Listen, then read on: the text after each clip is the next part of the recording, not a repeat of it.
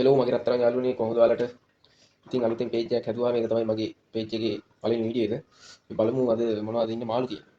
මේ තියෙන්නේ මගේ 4 feet tank එක. මේක ගේ ඇතුලේ තමයි තියෙන්නේ. යට තියෙනවා 3 feet එකක්. උඩ ටැංකියේ ඉන්නවා බලන්න. උඩ ටැංකියේ ඉන්නවා ගංගාරි. මෙයා අඩි 1කමාර වගේ සයිස් එකක් ඉන්නවා. මෙයා මේ සයිස් එකේ මල්ලපු කෙනෙක් තමයි මම ගෙනල්ලා දාගත්තේ. මේකේ ඉන්නවා ස්කැට් ෆිෂ් කෙනෙක්. මේක නම් නිකන් normal ටැංකියක්.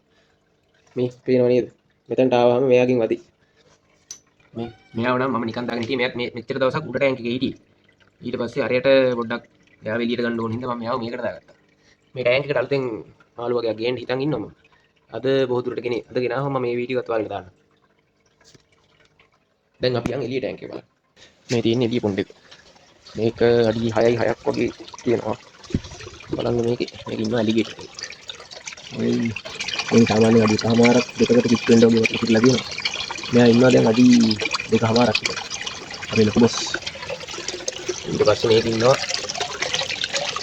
මන්නේ. කොහොම තහනම් බඩු තමයි ඉන්නේ.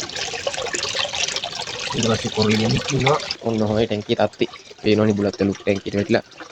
මේ තියෙන ෆිල්ටරේ. බකට් ෆිල්ටර් එකක් තියෙන. ඒකේ ට්‍රම්ප් එකක් හිටලා තියෙනවා කරුවට.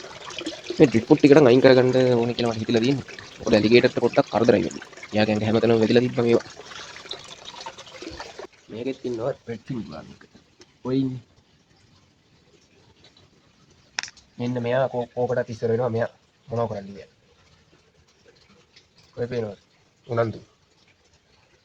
එහෙනම් අදට වීඩියෝ එක නවත්තන්න. ඔයාලා හැමෝටම ජය වේවා. පේනවද ගැස්සුනේ.